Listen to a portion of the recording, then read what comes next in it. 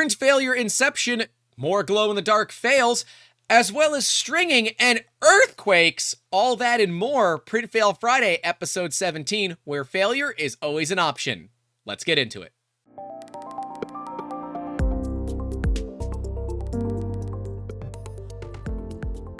Hey, welcome back to Print Fail Friday, episode 17. We got a lot of interesting fails for you, and one that is really curious, one that's really odd. Make sure you guys stay tuned, because there's going to be 3D printing during an earthquake. But let's get into it with 3D printing fail inception, when you fail so bad, you actually fail twice. You ever have a printer mess up so bad it makes another print fail? No, I have never had this happen, and there's some learning experiences here, but I think a lot of this is just really friggin' unlucky. Let's take a look. We got a Bowden coupler that came off. That's why you should use good Bowden connectors. Tons of filament on the floor, which is probably not all that useful anymore. A second failed print, and filament caught inside. So, yo dog, I heard you like filament. That sucks. So, one of the big reasons we don't use a lot of Bowden style 3D printers right here. The Bowden connectors are a very easy point of failure that can quickly occur inside of these printers. How do you solve this? Well, you kind of have to look at upgrading. So the stock Bowden connectors are okay, but without the little blue rings on them to keep the connectors from wiggling a little bit, they're going to loosen over time, and eventually your Bowden tube is going to pop out. Now, this can happen when you get a jam for whatever reason, and you have excess back pressure, and instead of your extruder skipping, it just pushes the filament out, or grinding the filament even. I think I would rather have my extruder start to skip or grind through the filament, because at least then I don't lose a ton of filament. I've just basically lost that one print. But you can look at upgrading to something like a Capricorn Bowden tube, as well as their really, really nice connectors. I find that they tend to bite quite a bit more than the standard connectors, which does generally mean that it is going to damage your Bowden tube when you put it in. But it also means you're never going to have issues with it coming out. Now, we can generally guess this is stock Bowden tube. Capricorn tends to be blue, so this is most likely not Cap tube. And it is very inexpensive, like a $10 upgrade. It's easy enough that anybody can do it. We have links to it in the description down below. And we've got a video coming up to show you, step by step, how to put a Capricorn Bowden tube on an Ender 3, or this is a CR10, I believe. Any Bowden style printer, but the big one that we have is an Ender 3, so we're going to put it on the Ender 3. This is just more kind of a funny one in that I don't know if you should be mad or if you should just be laughing at this point. It sucks, because, like, that's money down the drain. Another thing to look into, why are you using blue tape, my dude? Like, put a glass bed on that bad girl, and seriously, blue tape is antiquated. We used it a lot when we wouldn't run heated beds. Blue tape actually holds on to PLA very, very well. In fact, you can see how well, because he's ripped the tape quite a few times. Now, this individual has a massive print farm, and I guess blue tape just works for them. Ultimately, when you find a system that works, you tend not to mess with it. But this is the person that actually let Reddit run their print farm when they were away for a week at vacation. I don't know how well that ever went, but I did think that was pretty interesting. Their entire print farm are Creality printers, and as far as I can tell, they print with Zyaltech filament. They've got a couple of things in their post history about receiving 700 kilos of filament, which is, well, that's a lot of filament. So, I mean, it's a really cool business to be doing props and that kind of thing. Not our particular shtick. We do make cosplay stuff for people, but not at this kind of a level. But yeah, that's a bummer, because most likely these were sold pieces that need to get out the door. And there's no easy way to fix this once it's gotten to that point. It's done. Like, done, done, done, done, done, done, done. but definitely look at upgrading a cap tube. Over time, Bowden tubes are a wear item. Filament is abrasive to something like PTFE, even regular PLA. And we've shown it off in a couple of previous episodes where even regular PLA can damage a either extruder, PTFE tubing, and more. Actually, we'll card to the whole series right there so you guys can go take a look if you've missed some of the others. And it's something that we also ran into when we were upgrading an Ender 3 Pro for a client where the filament had torn through the extruder itself. We'll card to that video as well so you guys can go take a look at it. But yeah, I would upgrade to cap tube. Now's kind of the right time to do it. You've got a bunch of printers, so you can buy cap tube in like 2-meter sections. Cut it up for whatever size you need, get a bunch of connectors, and let it roll. It's got a tighter tolerance, which means it's going to be a little bit easier to print with, and you'll have to likely end up adjusting a lot of your settings. Although for a big business like this, they might say, I don't want to spend the money on cap tube. I'm going to go get the 30 meters of Bowden tube for like the $10 that it is on Amazon. I've done that before. I'm now going to be switching all of our machines over to cap tube because we believe there is value to it. That'll be a video coming up, so make sure you get subscribed. Next up, as I was printing with my Ender 3 with glow-in-the-dark filament, the printer just printed squiggly bird's nest type shapes and not even in the shape of Thor's hammer, which I'm trying to print. I printed it last night and it was fine. I don't know what to do. Temps 200, bed 50. 1. If you're not using a hardened nozzle, you're destroying your nozzle, and it's time to replace it, most likely. If you are using a hardened nozzle, great. And this is hardened steel or tungsten. Do not get stainless steel. Stainless steel is not hard. Well, it's hard, but it's not hard enough. You need to get a hardened nozzle when you're printing in materials like glow-in-the-dark. Glow-in-the-darks, carbon fibers, glass fibers are all incredibly abrasive and will easily tear through your Bowden tubes, your extruder drive gears, as well, specifically, your nozzles. You're trying to force something with silica in it through a 0.4 millimeter orifice. It's going to cause it to waller out because it is abrasive. So if you've been printing a lot with glow-in-the-dark, you could actually be dealing with that your nozzle is no longer 0.4.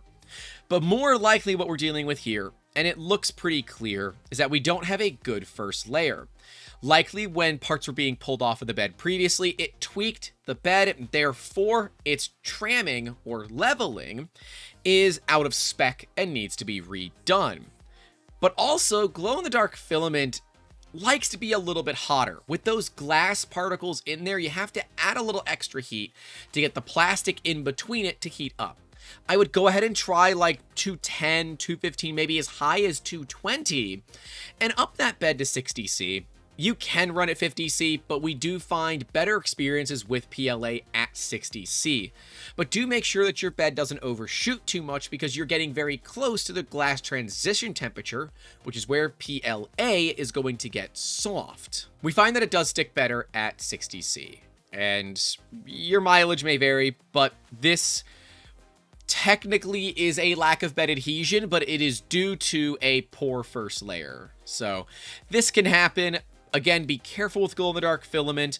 We don't want it to really hurt your nozzle, and we want you to have really great parts, just like this segue to our sponsor, 3D Musketeers. We at 3D Musketeers know that fails suck. They waste time, they waste money, and they just frustrate the ever-living hell out of you. And that's not fun. 3D printing is supposed to be fun. And if you've got a product that has a tight deadline and you don't really trust your 3D printers, you can trust in the experts at 3D Musketeers. We have multiple machines to make certain that any deadlines can be met, within reason, to help you make awesome from art to part. And if you want to support the efforts of this channel directly, you can do so at patreon.com/3D Musketeers. Links to 3D Musketeers, as well as our Patreon page, will be in that description down below. We have tiers starting as low as $1 freaking dollar to help make videos like these possible. Let's get back to the fails. I'm getting a lot of artifacts and heavy stringing on my Ender 7. This doesn't happen with my other printer, so I'm wondering if it's a Cura profile causing the issue. Well, technically, yeah, it probably is. Retraction at 5mm, I would look at maybe upping that to 6. I would look at what your retraction speed is as well. With Bowden-style printers, and we talked about this before, it's called ramming. You want to remove the filament very, very quickly, but you want to slowly put it back in. So maybe 65mm a second out, and 35 or even 25 putting it back in. A PLA Pro like this individual is saying might be happier at 210 to 215, but I don't think that's going to solve the stringing problem. The higher you go, the higher chance you have for stringing. So I don't think that's going to be it, but this individual kind of calls it out as well. I'm new to 3D printing, but wouldn't raising temp on PLA make stringing worse? I believe it would. I do believe that you need more retraction. I would look at least 6mm worth of retraction, maybe even going as far as 7. And that should take care of it. Now, otherwise, this print looks pretty darn clean. If it's not too much effort, you can just go in with a blowtorch and clean up the part with a little blowtorch, whether it's a tiny souffle torch like one of these or a propane or MAP gas torch. Just be careful that you don't overheat the part because you will damage it. Yeah, I don't think this is going to be too difficult to deal with. And looking at the other photos, I can see some, yeah, I think it is retraction. As we've got what appears to be some blobbing turning into, and I don't know the right term for it, but it's little blobs that end up building out at an angle. I don't know the correct term for it. I don't know if we call them like zits or something, but this is definitely retraction based. Definitely retraction based. I'd up that retraction and see if it works well. Up next, we have a submission. This was actually on Wexter's Discord. If you don't know who Wexter is, he is an amazing 3D modeler that makes some great parts, just like this mini dude. This is the Casa de Papel or Money Heist mini dude that we just did for a time lapse yesterday. We'll have that video on screen as I'm talking. Really, really great pieces that he does, and he's kind of known for the mini dudes as well as making some very photorealistic 3D models that print amazingly well. We'll have links to his Patreon in the description down below. But you might think they overfilled their vat, and that's what I thought too until I saw their description. Magnitude 6.1 earthquake. Yeah, they had an earthquake. Let's take a look at this. This sucks. This just absolutely sucks. First off, that's a Sonic Mega 8K. That's a $2,500 to $3,000 3D printer that you just dumped resin all over. I don't care how little resin you have in your tank. A 6.1 is likely going to cause it to slosh out. It's just the way that kind of thing goes. And it's currently printing, so there's not much you can do about it. But yeah, this kind of sucks because, as we know, resin is toxic. It is incredibly toxic, and this is getting freaking everywhere. I had an opportunity to talk to the individual that posted this video, and they said there was really nothing I could do about it. It was not overfilled, and the part did print successfully. So ultimately, all's well that ends well, but you can see they've got a big bucket of IPA down there trying to catch the spills. I initially thought they overfilled their vat, and what happened was when the plate went in, it just pushed a bunch of resin out. That is a big problem in resin 3D printing, where you can easily overfill the vat and cause many, many, many issues in your print itself. You gotta be careful about that. That is a massive trap for those young gamers that are kind of new to it, that don't know any better. So please be careful about that kind of thing. When we look at failures like this, I don't know if there'd be a better way to prevent it, but I thought it is something that you should consider. If you're in a place that is somewhat prone to earthquakes, you do have to be aware that this kind of thing is gonna happen and try to find a way to better settle the printer itself. I thought of maybe having a way to hang it so that if it does encounter some sort of earthquake, that the shelf can move, but because the weight is low, the center of gravity is low, the printer itself should not experience a lot of that. It basically has its own counterweight. But the best thing you can do here is let that print finish as quickly as humanly possible, shut the machine down, and clean it up. You're gonna have to take every panel off this printer because the resin, being as thin as it is, gets into every freaking crack and crevice. This absolutely sucks. But they've got their bucket full of IPA here that they're trying to let the resin drip into to prevent as much contamination on the floor as possible. We can already see some gray on the floor. It's too little too late, most likely. Also, big ass resin bottles. They're doing lots of resin printing. These are 5 liter or 4 liter bottles. Yeah, I don't have a great way to solve this, but I think it's something to educate nonetheless. Printing with PETG on an Ender 3 V2. We've got some scarring from retractions. This is absolutely retraction scarring. We see some Z seams and bad support, but that's completely different. That's a different thing to think about here. What we have here is untuned retraction. This person says from here it looks like you need more heat in the bed and the nozzle. I don't really agree with that. Their nozzle temp is 245, which is fine. Fan was at 20, then to 59. We run our fans as cold as we can and as fast as we can for PET. I don't agree with that. PET loves cooling. ABS is the one that hates cooling. We cool PETG similar to how we cool PLA, and especially for really big prints, we cool it a lot. But this is retraction tuning. This has got nothing to do, in my opinion, with temperatures or anything like that. We've got a clear Z seam here. And the one thing that we want to look at is where this is occurring on the line. So we see that we have some gaps, and it looks like this is the start and this is the end. And it looks like that we are finishing with a lot of back pressure. We might be moving a little too fast. What's our printing speed again? We don't know that. So knowing the printing speed might be okay to know, because if we're printing a little too fast, it's going to cause it to shrink very quickly because we're not heating it adequately. Raising your temperatures might solve this problem, but realistically slowing down the speed is the right move to make. I would look at tuning that retraction so that you're either dealing with a wipe. So if you're using Prusa Slicer, you can have it wipe. If you're using Cura, I believe Cura allows you to have a coast in there as well. But with Bowden printers, you have to make sure that you're doing your retraction right. Remember, out very quickly, in very slowly to prevent back pressure from building up in the hot end, creating blobbing just like this.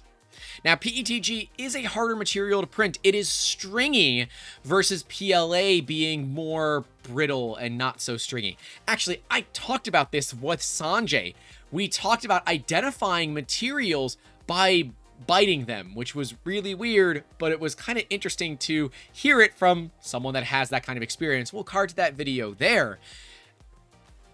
But PET is quite a bit more viscous, it's more stringy, so it needs to be babied a little bit more, whereas PLA is like, I don't give a damn. You can be plus or minus 30 degrees, it doesn't matter. I might string a little bit, but who the hell cares? A blowtorch takes care of that.